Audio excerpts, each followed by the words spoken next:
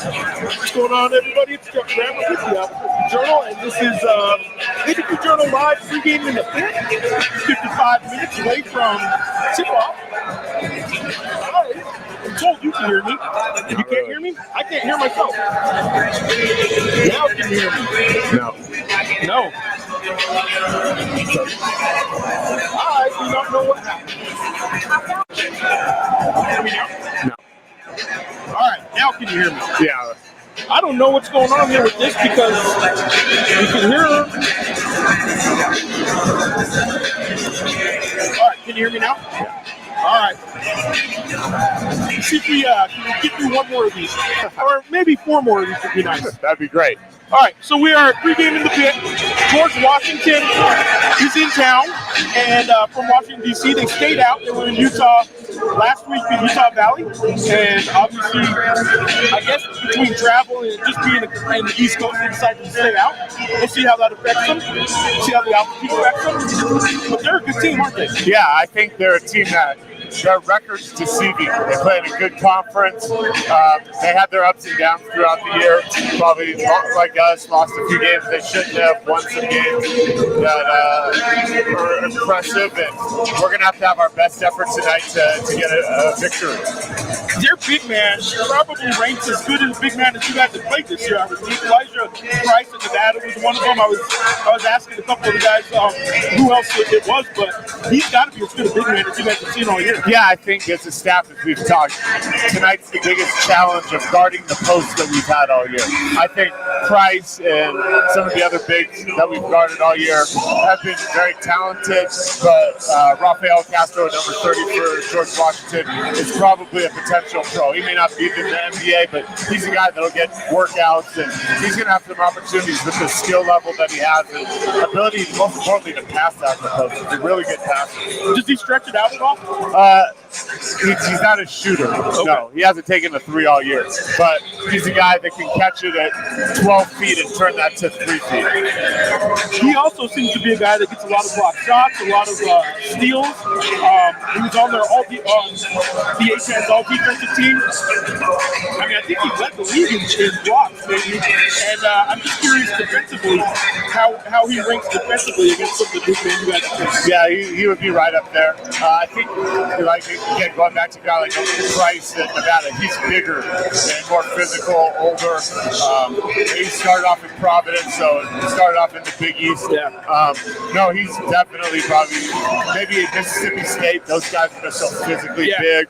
I don't know, how those guys ultimately ended up, but he's in the mix, that's for sure. And I think it'll be a good challenge for Thomas Lop today. There's another challenge that you guys are facing tonight that I wanted to mention early in the show. By the way, I forgot again, and I'm going to mention right now, we are sponsored by San Diego Sportsbook. I got to mention that. I forget at the top of the show a lot. But you guys have another challenge, and it's not just down low. You guys are without a player who's sick tonight. And Nate Alder, they told us when we came in, he has the flu. There are Lobo fans, long before your time, who are worried right now that this had to do with chili cheese fries. Dayton obviously is we were told, sick. He's the only one, or is it the whole team? Yeah. He's the only one. How does that affect you guys? I guess the benefit of Uriah, especially down the stretch, taking what was already a pretty high level for a freshman to another level, is that he's ready to go. But how much does that affect you guys? Dayton not being there? Obviously, the impact that he can have on games is tremendous, as you saw against San Diego State, against Sam Houston. But it's a next man up type thing. We got to get ready. That means Luke will play point guard. We can ride Uriah Jake a little bit longer.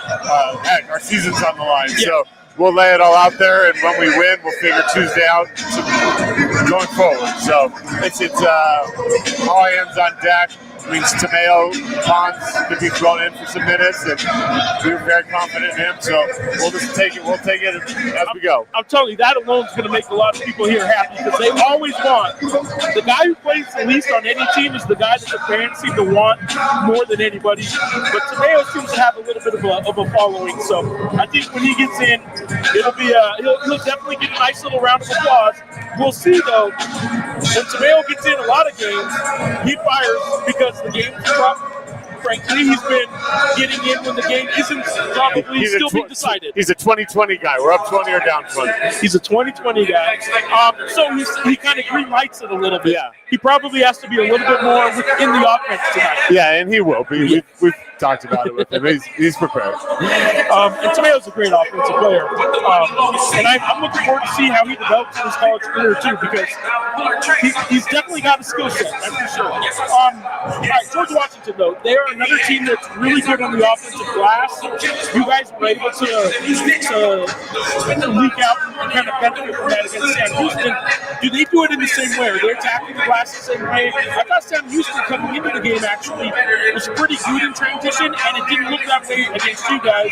How are they in transition, considering they attack the offensive glass so much? Well, first of all, to answer the second part of your question first, when we score on offense, it's hard to look good on transition. And I think we shot over 50% of the game and was one of our, when you score 107 points, you're doing something right. So that was able to limit their transition, but they do a great job. All 5 guys for them crash, they come at it hard, so we're going to have to do a great job making contact, driving out. But once we secure the rebound, that should allow us to also get out and run as well. You guys, I know all year, Eric has talked about, look, we want to get out and run. We want to get in transition when we can. Have you guys kind of ramped that up a little bit when you saw the way you guys were successful at it, or was that just going to be part of it anyway? It's part of it anyway. I'm looking at Dayton, I'm looking at Uriah. Frankly, I'm looking at a lot of your guys. They run the floor well, your big men run the floor well. So I just didn't know if that was something you guys knew and were going to be doing anyway. Or once you saw Tomasov, a big man who can run the floor, certainly Antonio can run the floor. I didn't know if that was something you guys actually elevated, or you just knew going in. No, we've been focusing it on it all year.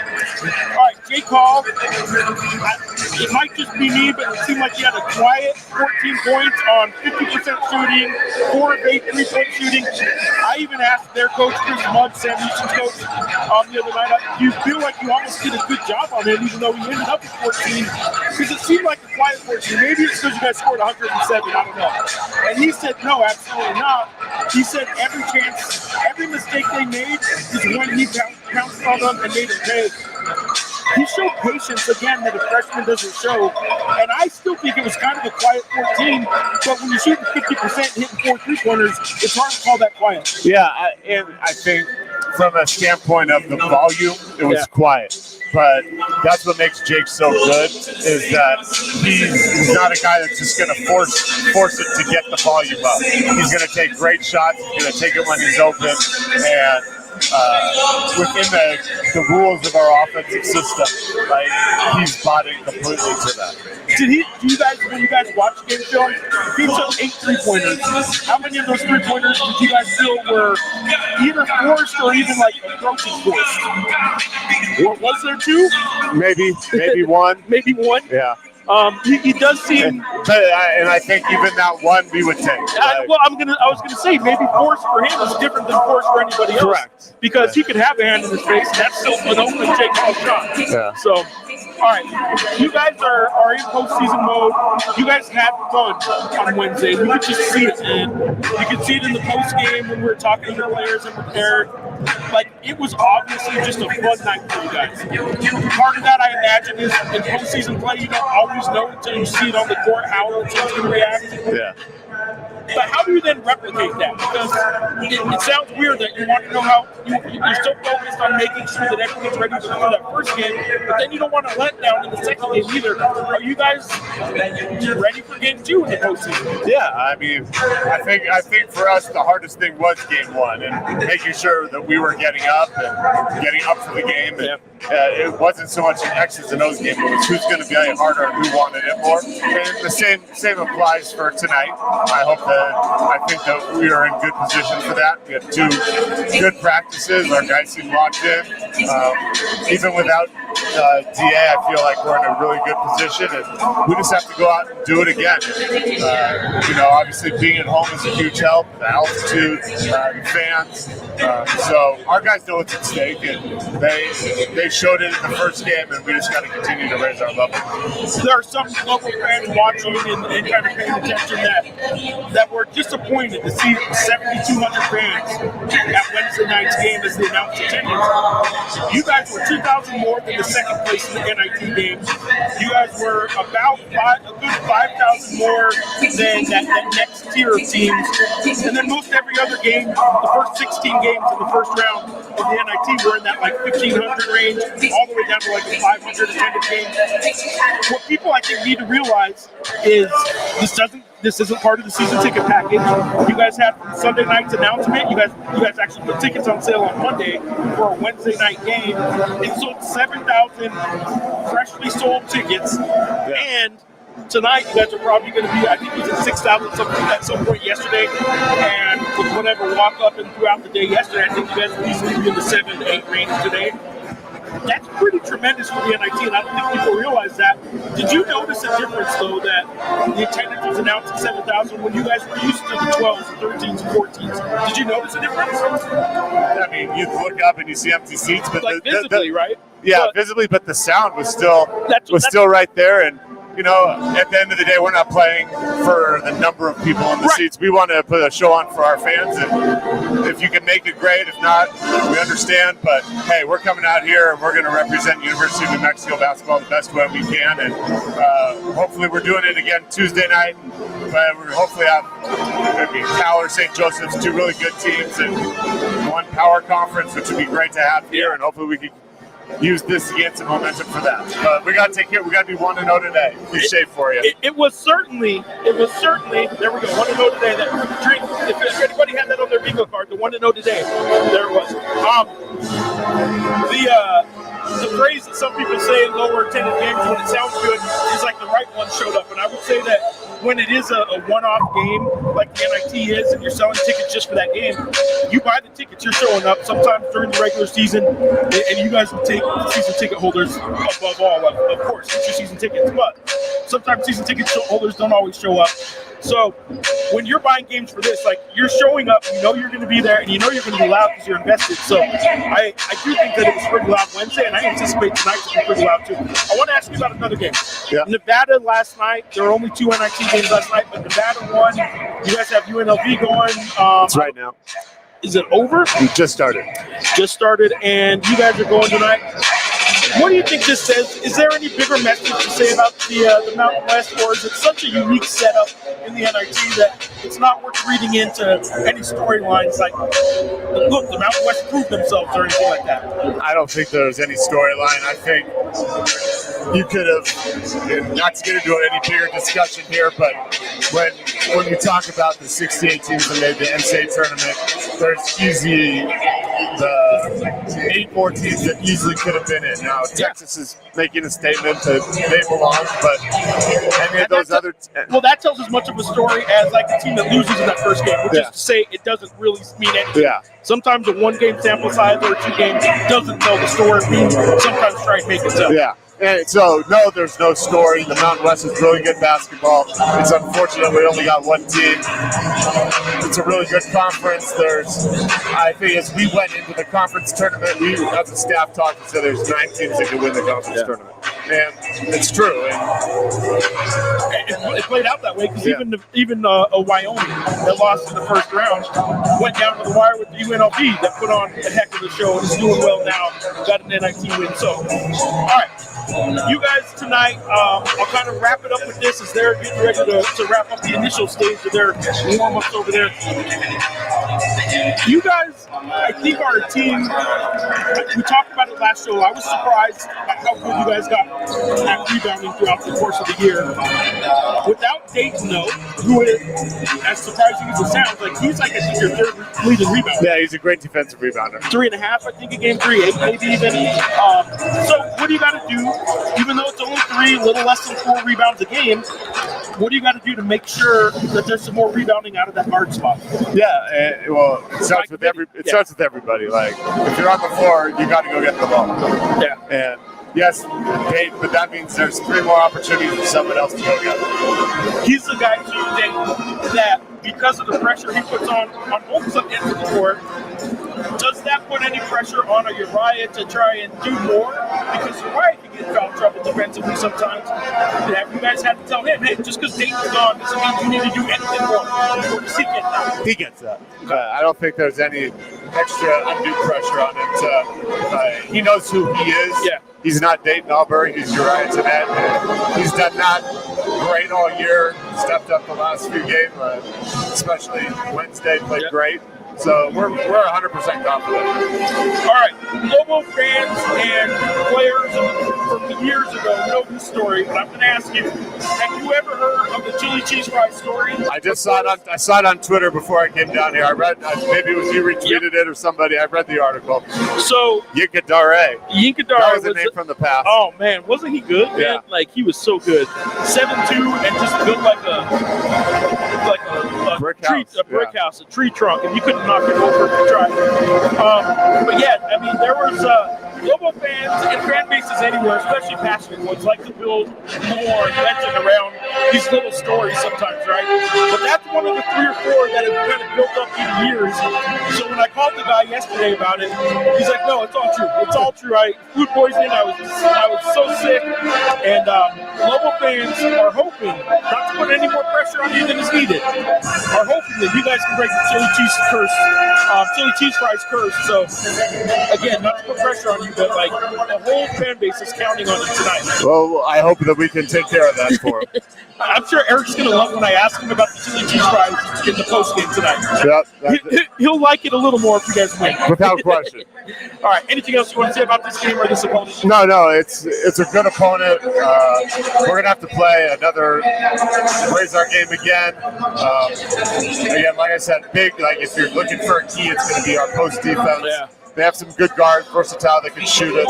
But if we can do a great job on their post guys, that'll put us in a good spot to win. And then offensively, you're going to see another fast-paced game where we're going to try to get it up and down the floor, use our speed, use our altitude acclimation to run them out of the gym. And hey, I think another thing that we don't think about is there's 360 some odd Division I teams and like 40 are still playing. Yeah. And we're one of those 40. And we have to embrace that. Hey, like it'd be great to be one of the 24 that are playing Tuesday night here. Yeah. So I hope that we do. Appreciate you, man. All right, Jeff. Thank you very much. Hope to see you on Tuesday night. Yep, sounds great. Thanks. Appreciate you. All right, there you go, Assistant Coach Scott Waterman, joining us and giving us the rundown, the lowdown on tonight's game. Let me adjust here a little bit my seat, but also Grammar Vision. Now you can see the Lobos over there warming up. We will change the aspect ratio here. Oh, not that one. How about that one? All right. We got Drew in on X and looking forward to another Lobos win. It's going to be tough, man. It is going to be tough. I think that as I'm going to post this while we talk, the update on Dayton Albury. Update. No Dayton Albury. For those just joining us, I will sound this out as I post it. No Dayton Albury for the Lobos tonight.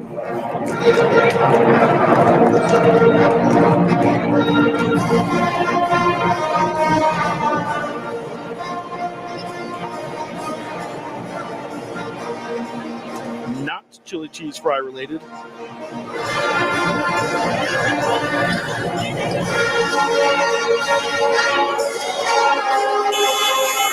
All right. So no Dayton Albury tonight. He is sick, flu-like symptoms, which essentially is the flu, I guess.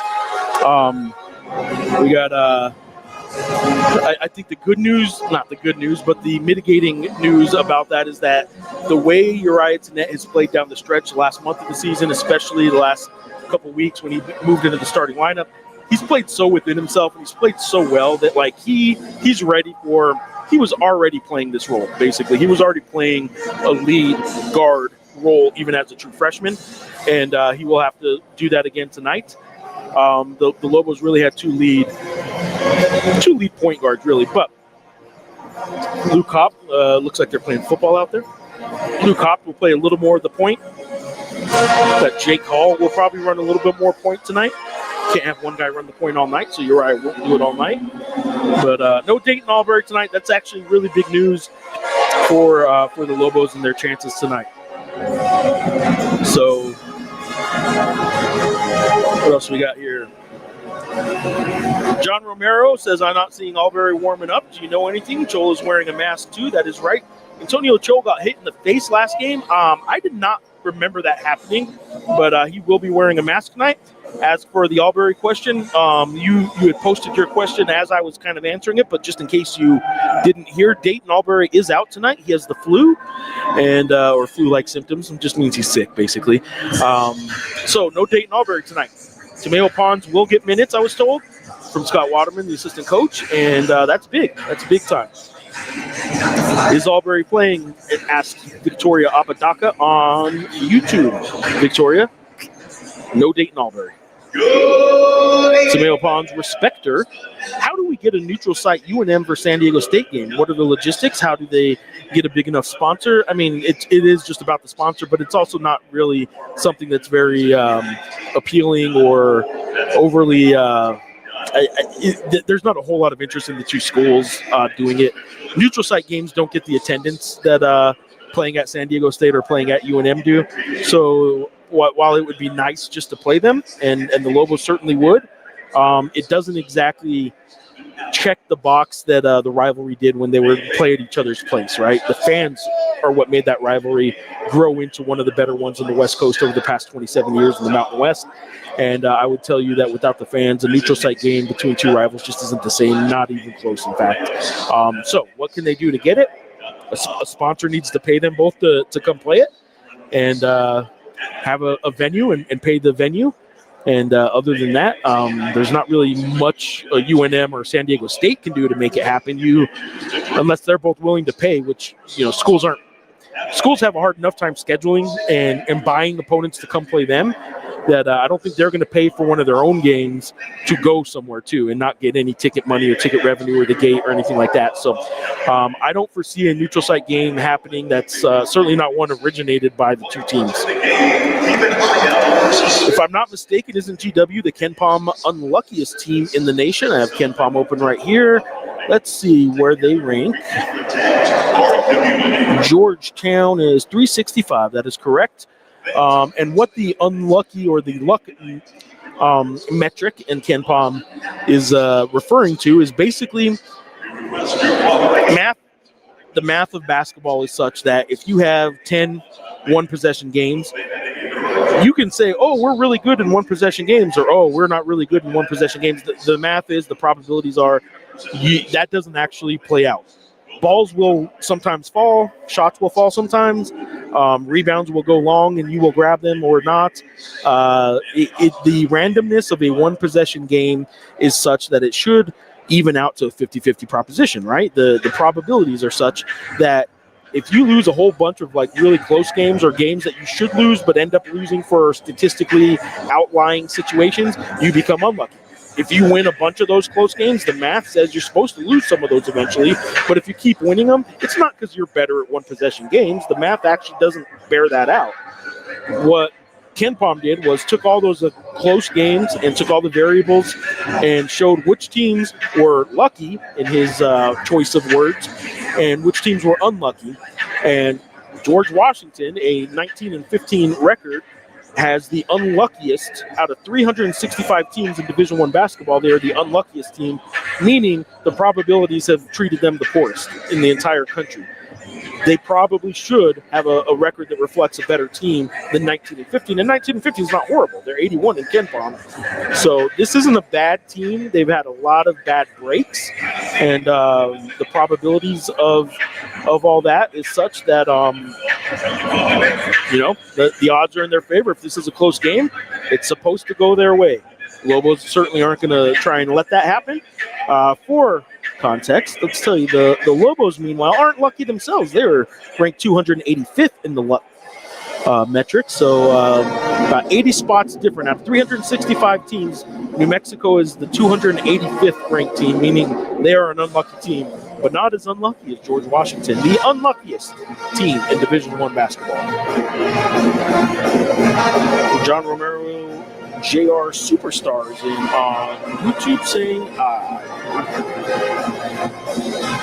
so I imagine another comment will be coming in there, John. I apologize if I butchered that. All right, so we are 30 minutes away from tip-off. I am looking right now on ESPN, and the odds, which ESPN uses DraftKings, are down to 6-5. UNM favored by 6.5. I think that line dropped a little bit since the Dayton Albury news came out. He's not playing tonight, and as such, the line dropped a point. That makes sense, but 6.5 in the pit, that's about right for this game. Maybe even 5.5, frankly, without the starter, because George Washington's a very good team. And other scores right now in the NIT, about at halftime now, number 1 seed in another region, Auburn, is beating Seattle 42-31 at Auburn. UNLV is trailing Tulsa, who is another number 1 seed. Tulsa's up 20-12 with 7:30 left in the first half. One NIT game finished earlier today, and that was Illinois State. How you doing? That was Illinois State knocking off the first 1 seed has lost. Illinois State beats Wake Forest 78-75, meaning Wake Forest of the ACC is done. Their season ends at 18-17 overall, 13-7 in the ACC, but 18-17 overall, and they were a 1 seed in the NIT. Illinois State, another non-power conference school, moving on. Yesterday, Nevada did so as well, beating Liberty, and so right now there are 3 teams that have punched their ticket, if you will, to the round of 8 in the NIT, and all 3 of them are non-power conference schools. Later today, Wichita State plays at Oklahoma State of the Big 12, so that's another one. St. Joseph's plays at Cal. The winner of that game plays the winner of this game, the Lobos and George Washington. So obviously the winner of this game, either New Mexico or George Washington, will be a non-power conference school. If St. Joseph's wins, that will be a non-power conference school. Cal, being of the ACC, is a power conference school that, frankly, I think Lobo fans would love to see here Tuesday night. If the Lobos can win, I think they'd rather see Cal just because they'd rather see the Lobos beat a power conference school. But the travel also maybe plays in their favor against a Philadelphia team in St. Joseph's. It's in Berkeley right now, and we'll have to be here in Albuquerque on Tuesday.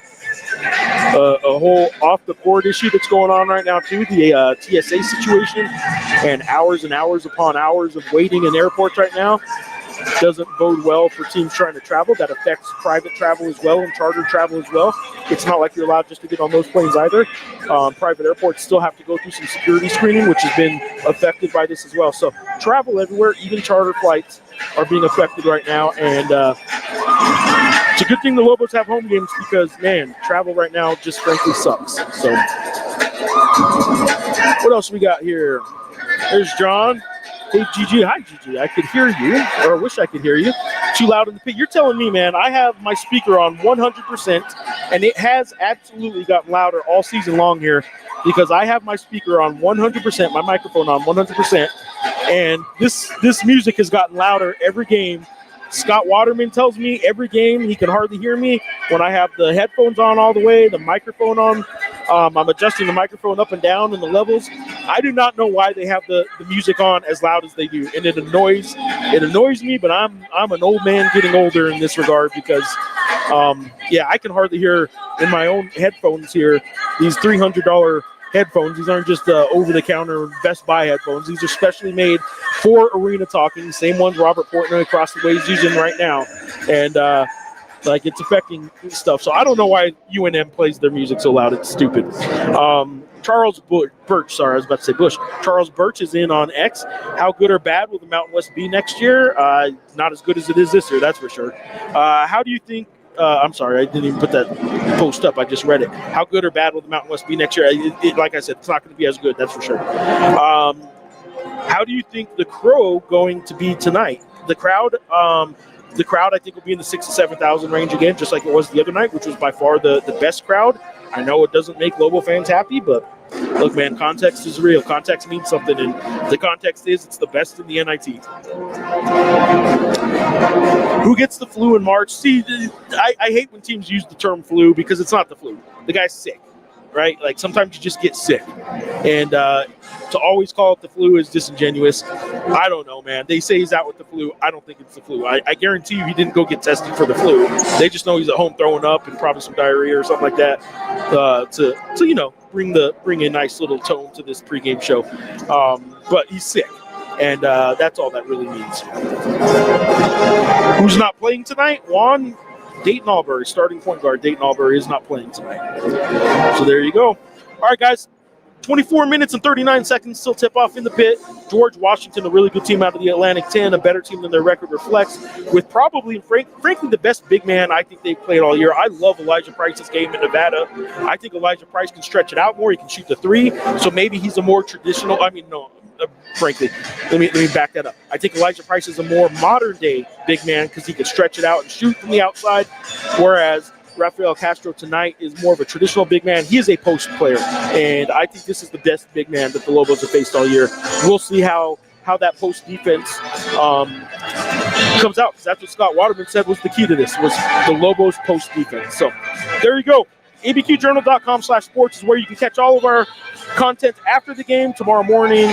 Follow up once the season ends. We'll have plenty of follow-up stuff, and you can also catch plenty of search news, right, with the women's basketball team now searching for a coach, as Mike Bradbury was let go on Friday afternoon, and the Lobos are looking for a coach there. So there you go. All right, appreciate you guys for being on. Talk to you next time. Thanks for being here, guys.